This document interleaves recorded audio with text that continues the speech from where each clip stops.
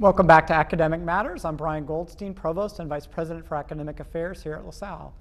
Joining me is Dr. Susan Borkowski, Professor in the School of Business here at LaSalle. Welcome. Thank you for having me.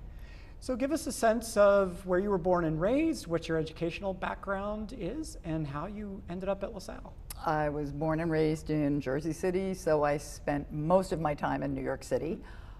Have undergraduates in biology and accounting and minors in English and chemistry, which is how I ended up being joint faculty with ISBIT here at LaSalle.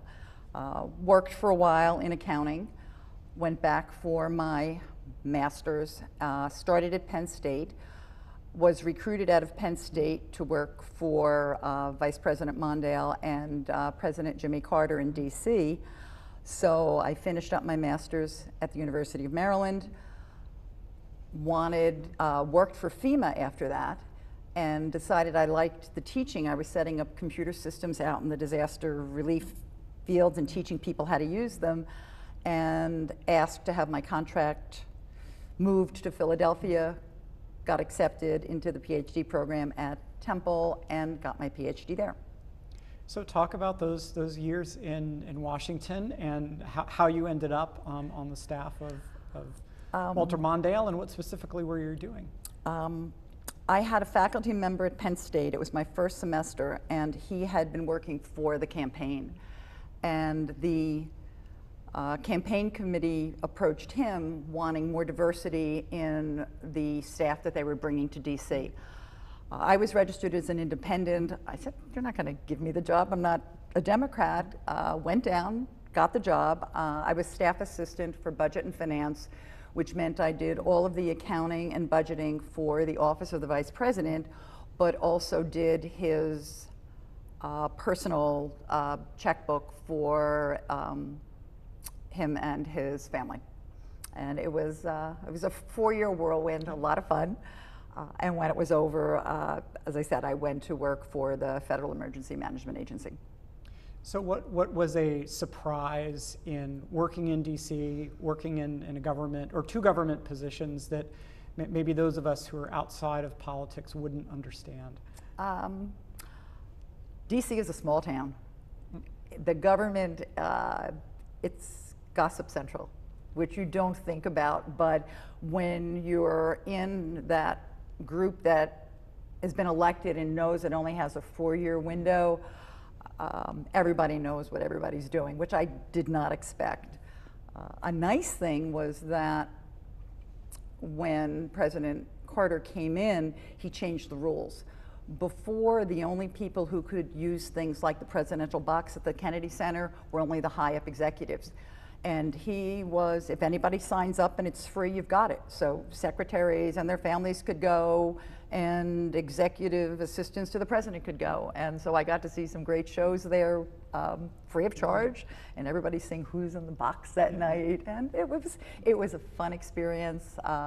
Did a lot of networking and set me up to realize eventually that I liked dealing with people, liked the teaching, and here I am. So how did you end up at LaSalle? Was it right after your PhD? And no, it was a mistake. I should have come first. I graduated from Temple and was pushed by the faculty to go to Rutgers, to go with a bigger school, research-oriented. I went, stayed, I guess 4 years, was on tenure track, was going to get tenure, but I was constantly getting told I was spending too much time with the students. Post your office hours, but they don't expect you to be there. So I loved the students, hated the politics. And at that point, I came crawling back to LaSalle. Brother Emery was provost and said, is your office still open? I'd really like to come. And Joe Markman was chair, and they welcomed me with open arms, and that was 1989. So talk about then what's kept you here, if it was that sense of culture and values and student orientation that brought you here. What's kept you here all these years? The students and most of the faculty.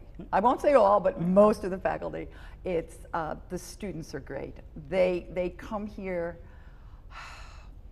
they don't come here with a sense of privilege. They come here knowing that education is a privilege, and wanting to learn, and I find them a joy to teach, and I love it when I can see when students get it in the classroom. The flip side is that I love doing research, but at LaSalle you could be the world's best researcher, but if you can't teach, you're out. And that's how it, for me, that's how it should be. That the students should be primary. So how have you seen students changed, if at all, from when you started teaching to now, into the second decade of the 21st century? I will say that, and this is not just at LaSalle, communication skills, I think, have decreased a little, and that's due to texting, and nonverbal communication has gone down so much that they don't get as much practice in, I don't want to say formal communication, but just in talking one-on-one, maybe I do mean in a more formal manner, especially for me being in business, being able to carry on a business conversation. So as a teacher, as a guide, as an instructor, how do you obviate those weaknesses that you see in terms of the change in students in the 27 years? We do a lot of casework in class. We do a lot of writing and presentations so that they can get the practice and polish their skills. I mean, we have some students who are excellent, who have obviously had great preparation in high school, and we have some that are weaker who need just a little more direction, a little more feedback, and that's what I hope to provide for them. So talk a little bit more specifically about the undergraduate courses, the graduate courses you teach, and you mentioned the case method, so maybe explain a little bit about that and how you incorporate it into your classes. Okay. I mostly teach senior electives. I teach some modules in ISBIT, Integrated Science, Business, and Technology. But most of my teaching is done in the MBA level, from the initial managerial accounting course through international transfer pricing, which is my area of research, which not many people get to teach what they research. So for me, that's a bonus. And governmental accounting, since that's what I did. So I mean, I really get to teach what I know how to do, which is that a lot of faculty don't get to do that. So you mentioned transfer pricing, and so I will admit I Googled it and I Wikipedia'd it. I just made that a verb. So can you explain about transfer pricing, and specifically what are you looking at? What are you finding? What's important for the lay person to know about transfer pricing? At the risk of boring the audience, no. Transfer pricing is used when a company has a subsidiary, they make a product, and they sell it to a subsidiary in another country. Okay. Doesn't sound fancy, but Ireland's tax rate is 10%. Our tax rate is 35%. Where do you want to pay taxes? You want to pay them in Ireland. Transfer pricing lets you set the price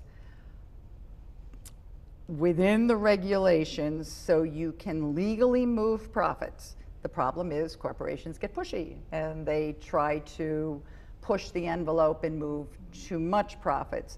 And so I look at the balance between what corporations are doing, what the regulations say they should be doing. Are they getting audited? Are they getting penalized? Who's playing fair? And so on. So what is the difference between what companies tend to do versus perhaps what the regulations allow them to do? Because I think we were taping this a week before the US presidential election, and issues like this have come up during this election season. Most companies would argue that anything they do with transfer pricing is meant to maximize their bottom line for their stakeholders, and that the regulations are written so nebulously that they feel that they are adhering to what they're allowed to do. And when they're not, they end up being audited.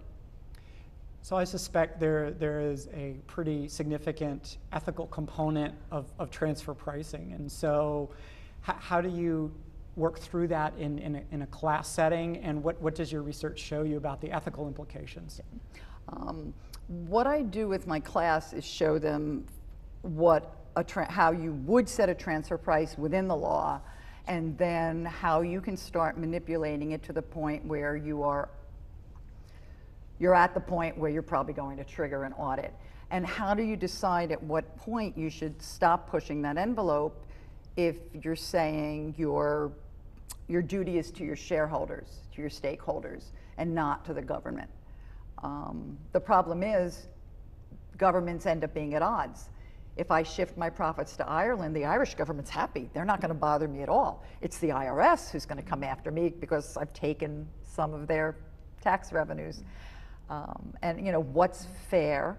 A side note, I worked for the UN in Geneva writing transfer pricing regulations for developing countries because the G8 were coming in and basically stripping them of all the profits and taking them out because there were no regulations to judge how you could keep the money in those countries.